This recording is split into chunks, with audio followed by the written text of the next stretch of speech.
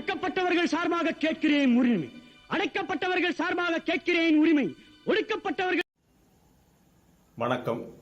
கள்ளச்சாராயத்திலே சிக்கி உயிர்களை பறிகொடுத்த அந்த கருணாபுரம், கள்ளக்குறிச்சி கருணாபுரம் பொதுமக்களுக்கு நம்முடைய ஆழ்ந்த இரங்கலை பதிவு செய்து கொள்கிறோம்.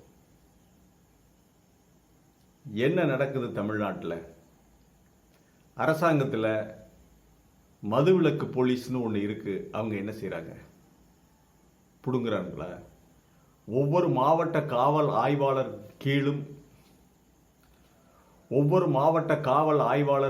கீழும் இந்த மதுவிலக்கு தீர்வு இருக்கிறது. நிச்சயமாக இந்த மதுவிலக்கு பிரிவிலிருந்து மாதம் அமைச்சர்களுக்கு கப்பம் போகுதா?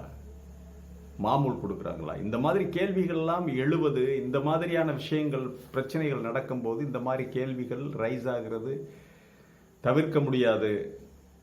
என்ன நடக்கிறது தமிழ்நாட்டில் என்பதை பார்ப்போம். இது வாய்ஸ் ஆஃப் தமிழ் வழங்கும் பேச்சுரிமை சேனலை சப்ஸ்கிரைப் பண்ணிட்டு மறக்காமல் பெல் பட்டன் எழுது. கமெண்ட் செய்யுங்கள், ஷேர் செய்யுங்கள், பிடித்திருந்தால் லைக் செய்யுங்கள். நிகழ்ச்சியை பார்க்கலாம். இப்போது கள்ளச்சாராயம் குடித்துவிட்டு இறந்திருந்தவர்கள் ஒரு சாவு வீட்டுக்கு வந்தவங்க, இதை எல்லா சேனல்களும் பேசிட்டாங்க.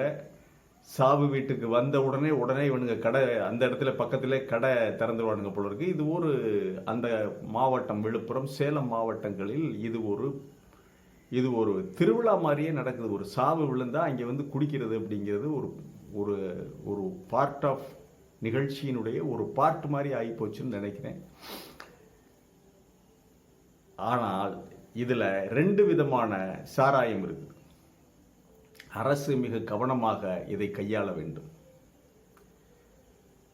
என்ன விஷயம்னா, இங்கே விழுப்புரம், கடலூர், சேலம் மற்றும் பக்கத்தில் இருக்கிற அரியலூர், பெரம்பலூர், இங்கே எல்லாம் இந்த சாராய சாவுகள் இங்கே தான் அதிகம் இருக்கு. சில சமயங்களில் பாண்டிச்சேரி, மற்ற டிஸ்ட்ரிக்ட்களில் அவ்வளவு கிடையாது. நீங்க அரசு நினைத்தால், அரசுல புள்ளியியல் துறைன்னு ஒன்று இருக்கு, புடுங்கிறதுக்காக வச்சிருக்க.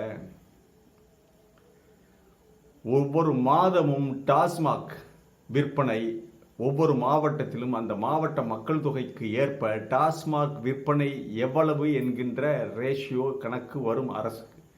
அந்த கணக்கை எடுத்து பார்த்து இந்த குறிப்பிட்ட மாவட்டங்களில் மாவட்ட மக்கள் தொகை டாஸ்மாக் விற்பனை கூடுதா குறையுதா, எந்தெந்த மாதங்களில் எப்போ கூடுது குறையுதுங்கிற விற்பனையை அந்த ரேஷியோவை எடுத்து பார்த்துட்டாவே குறைகிறது, கீழே போகுதுன்னா இங்கே சாராயம் ஓடுதிய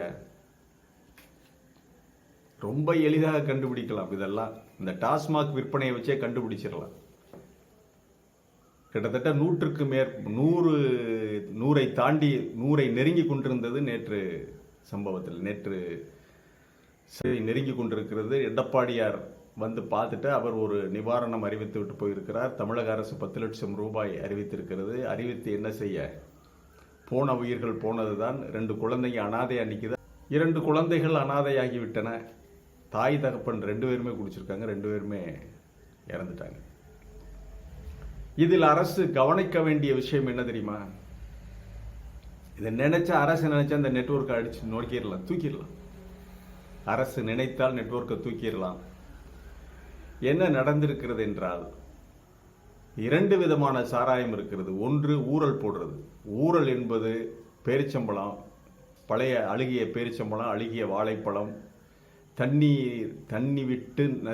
தண்ணீர் விட்டு போன வெள்ளம், இவற்றையெல்லாம் ஒரு பானையில் போட்டு தண்ணி சேர்த்து ஊற வைப்பாங்க. ஒரு 10 நாள் 15 நாள் ஊறும். அதன் பிறகு அதில் கருவேலம்பட்டை மற்றும் இந்த போதைக்காக யூரியா போடுவாங்க, ஊமத்தங்காயை கூட நச்சு போடுவாங்க, பழைய பேட்டரி கட்டையெல்லாம் நச்சு போடுவாங்க. இவ்வளவும் பண்ணுவாங்க. இதையெல்லாம் ஊறல் போட்டு கொதிக்க வச்சு அதிலிருந்து ஒரு 3-4 லிட்டர் சாராயம் கிடைக்கும். அதற்கு சரியாக தண்ணி சேர்த்து அதை விற்பாங்க. ஒரு பானைக்கு ஒரு 2000-3000 ரூபா, செலவெல்லாம் போக 2000 கிடைக்கும். உடனே எல்லாம் காய்ச்சி தரமாட்டாங்க. அது உடனே எல்லாம் கிடைக்காது. இந்த ஊரல் இன்றைக்கும் கிராமங்களில் போடுறாங்க. ஃப்ரெண்ட்ஸுகளுக்குள்ள அவங்களுக்குள்ள போட்டு குடிப்பாங்க. அதை ஒன்றும் பண்ண முடியாது. அவங்க அந்த பேட்டரியெல்லாம் போடாமல் சுத்தமாக காய்ச்சி குடிப்பாங்க. ஆனால் இவர்களுக்கு நூற்றுக்கணக்கான மனிதர்களுக்கு சாராயம் சப்ளை பண்ண வேண்டும் என்றால் அது வந்து எரிசாராயம். அது லேபரட்டரிக்கு யூஸ் ஆகிறது. பெரிய கம்பெனிகள் தயாரிக்கின்ற ஸ்பிரிட், டிங்சர், அயோடின் இந்த மாதிரி விஷயங்கள்லாம் யூஸ் ஆகுதுல்ல, இந்த ஸ்பிரிட்டை தான் இவங்க குடிச்சிருப்பாங்க. ஏன்னா நூற்றுக்கணக்கான பேருக்கு உடனடியாக சாராய சப்ளைனா இந்த ஸ்பிரிட்டு தான், இதைத்தான் பண்ணுவாங்க. இவனுங்க வாங்குறவனுங்க இவங்க பெரிய ஆராய்ச்சியாளர்கள், நமக்கே தெரியாத அந்த கெமிக்கல் பேரெல்லாம் சொல்லுவானுங்க. போதைக்காக கெமிக்கலை சேர்த்து இவனுங்க விற்கிறது. இந்த டாஸ்மாக் குடிக்க மாட்டாங்க இவங்க. இந்த போதையை ஏற்றிக்கொண்டவர்கள் எரிசாராயத்தை குடித்து அதன் போதையை ஆழ்ந்தவர்கள், அந்த போதையில் ஆழ்ந்தவர்கள். நீங்க டாஸ்மாக் பாட்டில் நீங்க இலவசமாக கொடுத்தாலும் குடிக்க மாட்டான். அவனுக்கு அந்த போதை இதில் இருக்காது, எறும்பு கடிச்சது மாதிரி இருக்கு அப்படி. ஆகவே இந்த ஸ்பிரிட் வெள்ளமாக ஓடுகிறது என்றுதான் நினைக்கிறோம். இந்த ஸ்பிரிட் எங்கிருந்து வரும் தெரியுமா? பெரிய பெரிய கம்பெனிஸ், அதில் எல்லாம் அரசியல்வாதிகள் பார்ட்னராக இருக்காங்க. பெரிய அதிகாரிகள், ரிட்டையர்ட் ஆகிற ஐஏஎஸ் அதிகாரிகள், இவர்கள் எல்லாம் பார்ட்னராக இருக்கிறார்கள். அவங்க தான் இந்த எரிசாராயங்கள் தயாரிக்கிறார்கள். அரசு நினைத்தால் தடுக்கலாம். முதல்வர் தனக்கென ஒரு புலனாய்வு தனிப்பிரிவை வைத்து அமைத்து உடனடியாக இந்த எரிசாராயம் எங்கே இருந்து கிடைக்கிறது, எந்தெந்த கம்பெனிகள் இருந்து அன்ஆத்தரைஸ்டா நீங்க எரிசாராயம் வித்திருக்காங்க, பில் இல்லாம யார் யாரு கொடுக்குறாங்க, பிடிச்சிட்டா முடிஞ்சது. எரிசாராய கம்பெனிகள், ஸ்பிரிட் தயாரிக்கிற கம்பெனிகள் தான் காரணம். அவங்க பில் இல்லாம அன்ஆத்தரைஸ்டா இந்த மாதிரி வர்ற இந்த கிராமங்கள்ல இருக்கிற லோக்கல் சாராய வியாபாரிகளுக்கு எவ்வளவு வேண்டுமானாலும் பேரலா இந்த ஸ்பிரிட் சாராயத்தை சப்ளை பண்றாங்க. இதை வாங்கி கொண்டாந்து இவங்க கலக்க வேண்டியதை கலக்கி, என்னென்ன கெமிக்கல் போடணுமோ, யூரியா போடணுமோ எல்லாம் கலக்கி கொடுத்து விற்கிறாங்க. என்ன தெரியுமா, இதுல ஒருத்தன் சரியா கெமிக்கல் போடலைன்னா போதைக்கு சொல்லிட்டு போயிடுவானுங்க. குடிச்சிட்டு என்னப்பா எறும்பு கடிச்சது மாதிரி இருக்கு, இதெல்லாம் சரியில்லையே, அன்னைக்கு மாதிரி இல்லையே அப்படிம்பா. அப்புறம் வேற வியாபாரிகிட்ட போயிடுவான். வேற வியாபாரிகிட்ட போனா அவனை பிடிக்கணும்ல, இவன் கஸ்டமர் பிடிக்கணும்ல, அதுக்காக இவர் நீ புதுசா ஆராய்ச்சி பண்ணி வேற ஏதாவது ஒரு கெமிக்கலை தூக்கி போட்டுக்கிட்டு இருப்பாங்க. இப்படித்தான் இந்த கள்ளச்சாராய தொழில் நடக்கிறது. ஆகவே அதிகாரிகளுக்கு தெரியாமல் இல்லை, லஞ்ச லாவணி மிகப்பெரிய அளவுல பெரிய நெட்வொர்க் இது. எரிசாராயம் இவன் நேர இந்த பரட்டத்திலையும் அது இதுமா இங்க இருக்கிற லோக்கல் வியாபாரி போய் வாங்க முடியுமா? கம்பெனி கதவை தட்ட முடியுமா? இது ஏஜென்ட், அடுத்த ஏஜென்ட், அடுத்த ஏஜென்ட், அடுத்த ஏஜென்ட், அடுத்த ஏஜென்ட்னு இருக்காங்க. நீங்க நெருங்கி போகும்போது பெரிய ஆளா இருப்பாங்க.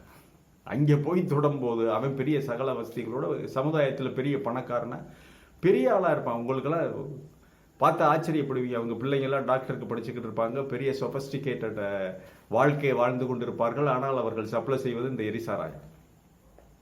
இப்படித்தான் இவர்கள் பெரும் பெரும் பணக்காரன் தான் இந்த மாதிரியான சட்டத்துக்கு புறம்பான வேலைகளுக்கு, இந்த மாதிரியான மாஃபியாத்தனங்களுக்கு பின்னாடி இருக்கிறவங்களாம் பெரிய பணக்காரன் சார்.